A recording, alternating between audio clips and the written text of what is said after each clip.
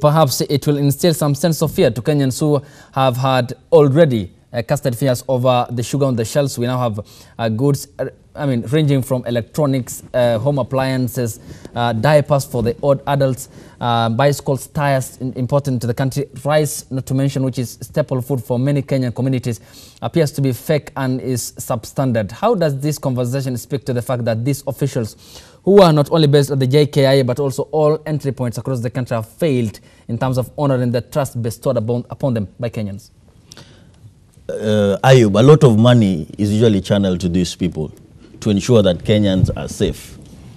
And I would hold them in the same standard as KDF, Kenya Defense Forces. These are people who are tasked with the responsibility of camping in port of entries to ensure that Kenyans are safe. We don't have to die with a bullet or a grenade for us to say that we are unsafe. If sugar comes into this country, which has mercury, if rice, which has expired for 3 years, finds its way into the market, and consequently we have Kenyans exposed to poisonous stuff and die, then what are we talking about?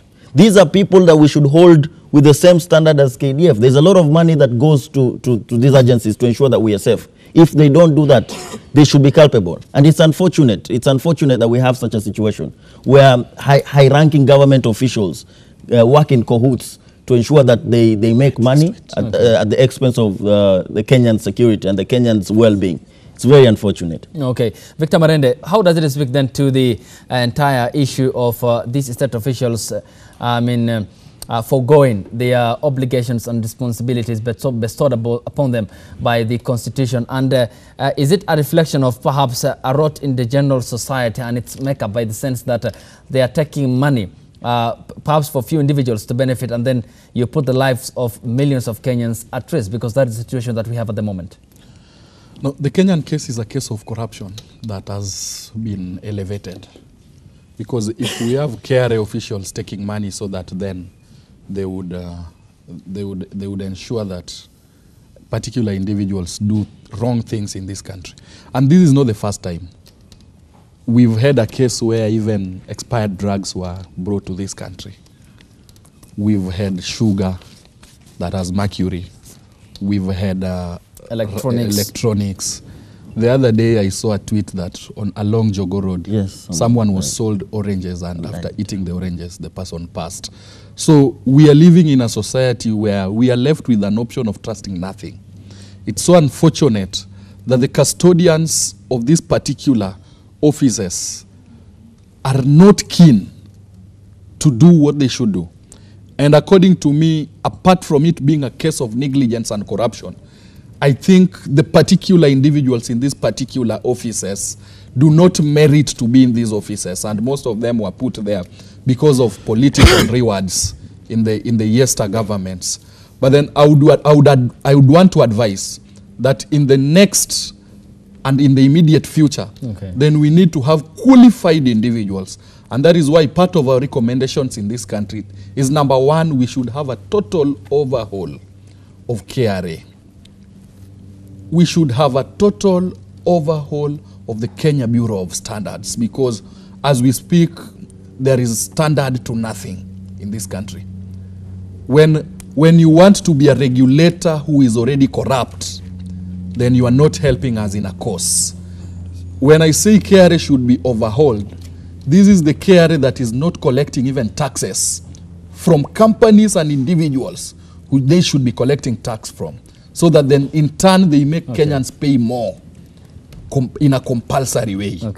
When we have contraband sugar and expired rice in this country, we have fake electronics in this country.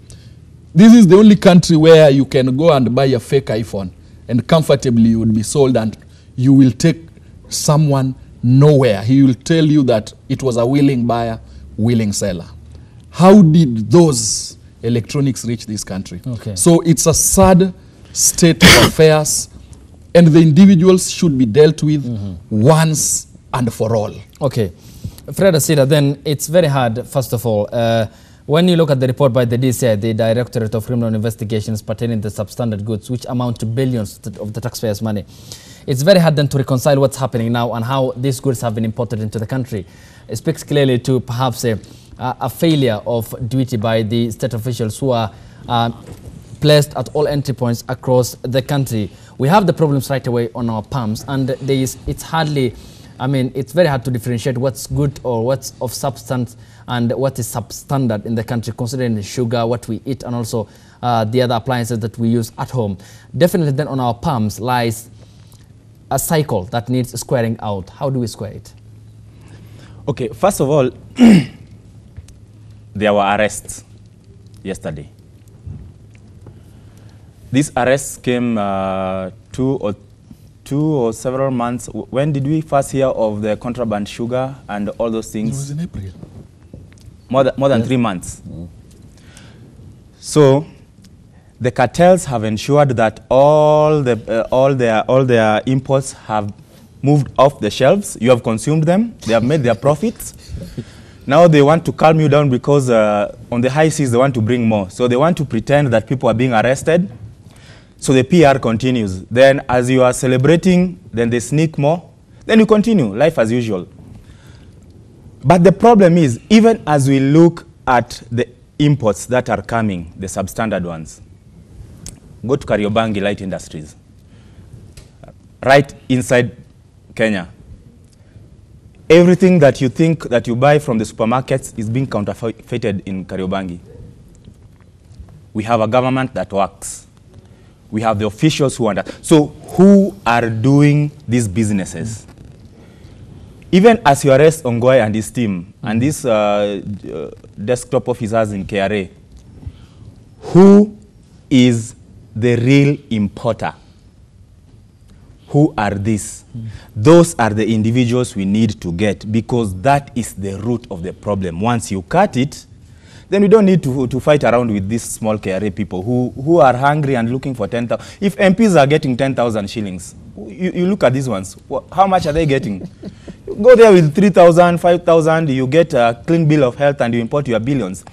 And that is the culture that has been inculcated in us right from the top, that you can have your way. The people at the top had their way by hook or crook. Okay. So you cannot start blaming this small. Who is this? Who is the importer? These counterfeit goods came under which company? Who is the real owner of that company? These monies, when they go to which bank account finally does the money settle in? That is the root. Cut it.